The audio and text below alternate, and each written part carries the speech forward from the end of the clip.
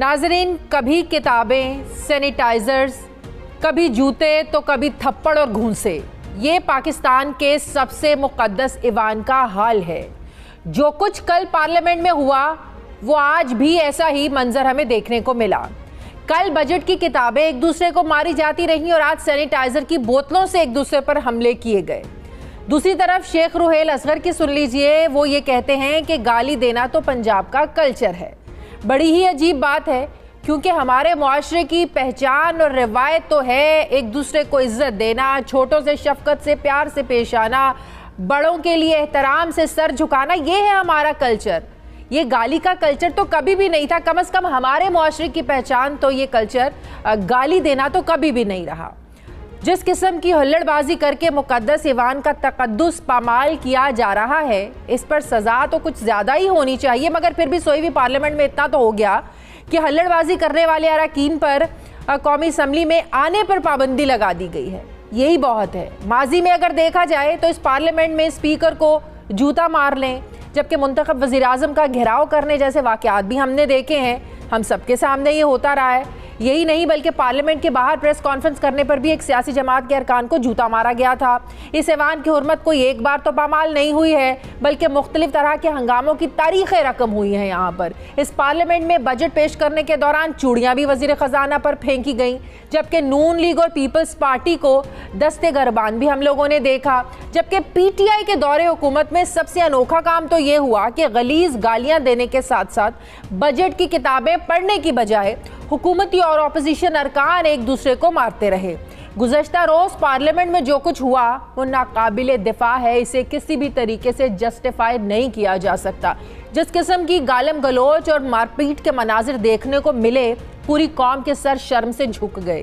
तहम इस वाक़े पर नोटिस लेते हुए स्पीकर कौमी असम्बली असद कैसर ने CCTV फुटेज की मदद से जो अरकान पार्लियामेंट थे, जो एक दूसरे पर किताबें फेंक रहे थे, जो हुल्लड़बाजी कर रहे थे, जो गालम गलोच कर रहे थे, उन्हें एटलीस्ट पार्लियामेंट में आने से रोका है। इस कार्रवाई के नतीजे में अली नवाज अवान, फ़हीम खान, अब्दुल मजीद न्याजी, अली मोहम्मद गौहर, शेख रुहेल असगर, आगा रफ़ीउल्लाह और हामिद हमीन को ईवान में आने से रोका गया है। मगर सवाल ये पैदा होता है कि क्या इस कार्रवाई के बाद ईवान में हंगामे होना बंद हो जाएंगे? क्या कौम के लिए किए जाने वाले फैसलों में संजीदगी का मुजाहरा किया जाएगा? क्या फिर अवाम के मसाइल के हल तलब फैसलों की खातिर ईवान में बिल पास करते हुए जिम्मेदारी का मुजाहरा किया जाएगा? हैरत तो इस बात पर है कि अगर वुज़रा और मुशीरों के लिए मराद देने का फैसला हो तो हुकूमत और अपोजिशन एक पेस पर नज़र आते हैं, मगर जब अवाम के मफाद की बात हो तो हुकूमत और अपोजिशन दोनों सियासत खेलना शुरू कर देते हैं। दूसरी तरफ हम नैब की बात करें तो चेयरमैन नैब ने गुज़श्ता रोज़ प्रेस कॉन्फ्रेंस करते हुए कहा कि जिसे नैब में तरमीम करने का शौक है वो अपना शौक पूरा कर ले। ताहम मैं ये वाजे कर दूं कि इस मुल्क में करप्शन और नैब एक साथ नहीं चल सकते और नैब अपनी कार्रवाइयां जारी रखेगा। चेयरमैन नैब ने यह भी वाजे अल्फाज में कहा कि इस महकमे ने बड़े बड़े मगरमच्छों पर हाथ डाला है और प्ली बार्गेन के जरिए अरबों रुपए वसूल करके कौमी खजाने में जमा कराए हैं। बात यह है कि चेयरमैन नैब भी कह रहे हैं कि महकमे में तरमीम करने की कोशिश की जा रही है, जबकि हुकूमती बेंच ये शोर उठाते हैं कि जब फैटफ पर कानून साजी करने का मरला था तब नून लीग कई नुकाती एजेंडा लेकर पहुंच गई थी कि नैब में ये तरमीम की जाए, वो तरमीम की जाए। जबकि ऐसी खबरें भी सामने आई कि पीपल्स पार्टी ने नारे बुलंद किए थे कि नैब और मुल्क की तरक्की साथ साथ नहीं चल सकते, नैब को ख़त्म किया जाए। और इसी हवाले से वफाकी वज़ीर असद उमर भी ये बयान जो है ना वो दे चुके हैं कि नैब के साथ चलते हुए आगे नहीं बढ़ा जा सकता। तो मुद्दा ये है कि तरमीम कौन करना चाहता है, कौन नहीं करना चाहता है, असल कहानी क्या है? क्या हुकूमत के बस में कुछ नहीं है क्या, या फिर मुख्तलिफ हवाले से की जाने वाली जो कानून साजी है इसकी जो डोरें हैं ये कहीं और से हिलाई जा रही हैं?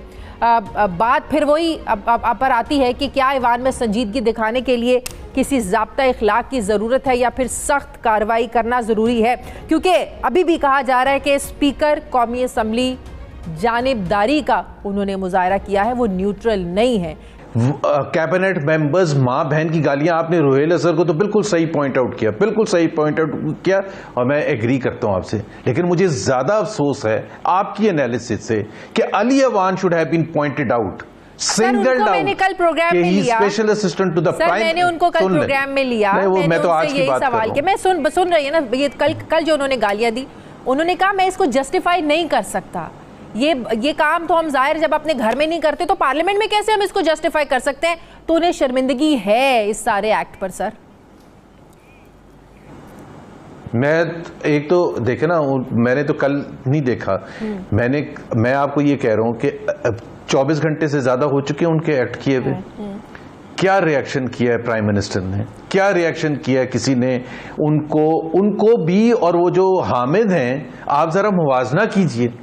मतलब बिल्कुल, और ये पेश ही इसलिए इस तरह से किया जा रहा है कि एज इफ के जी दो, कौन सा बजट है पाकिस्तान की तारीख में जिसमें ऑपोजिशन ने नारेबाजी नहीं की है? मुझे एक बजट बता दे। लेकिन ये कब हुआ है कि ऑपोजिशन लीडर खड़े हुए हों और उनके ऊपर नारेबाजी और बजट की वो फेंकने की कार्रवाई की गई हो?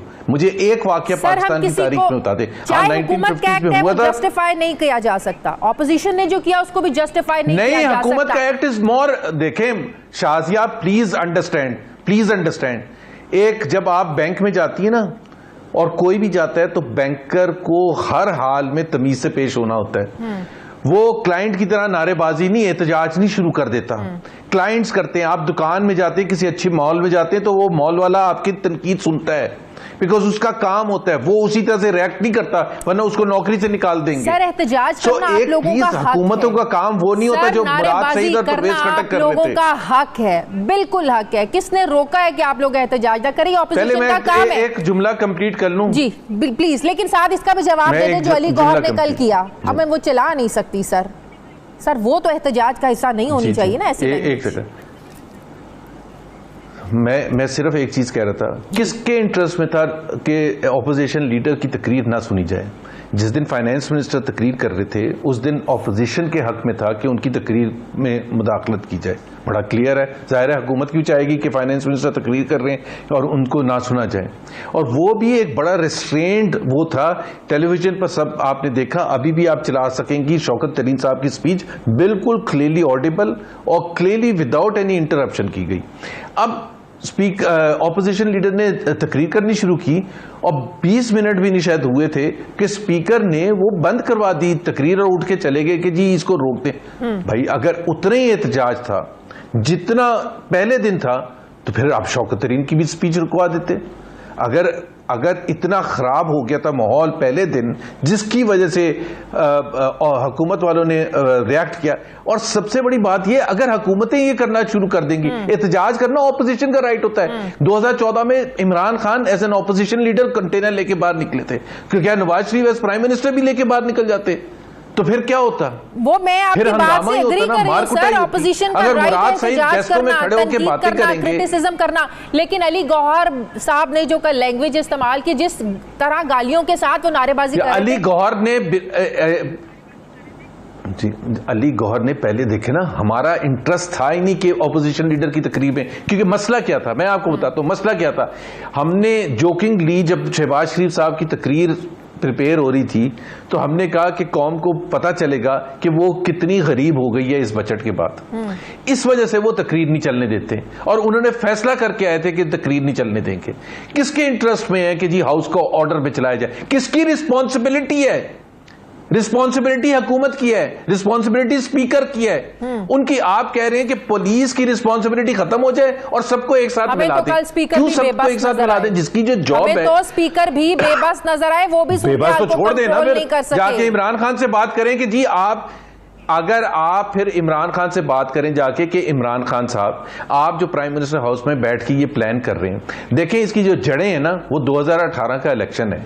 जब आप ऐसे लोगों को सिलेक्ट करके लाके बिठा देंगे जिनमें ना अहलियत है, ना कैपेसिटी है, ना प्रोफेशनलिज्म है, और उनको पता है कि वो वन टाइम के लिए आए हैं, तो फिर वो यही होगा असेंबली का हाल। अगर किसी ने सोचा था कि यहां बड़ी जबरदस्त तरीके से असेंबली चलेगी, इस वजह से मैं तो ये कहता हूं कि इस वजह से जो हमने पिछले 3 दिन में देखा है कि इसका नहीं चल सकती, इसका एक ही वे फॉरवर्ड है, एक ही फॉरवर्ड है कि पाकिस्तान में फ्री एंड फेयर बगैर किसी की मुदाखलत के इलेक्शन करवाएं, और फिर आप देखें कि इलेक्शन असेंबली कैसे चलेगी। ये असेंबली चल ही नहीं सकती है, क्योंकि Imran Khan is a fascist ruler और वो कभी भी असेंबली को चलने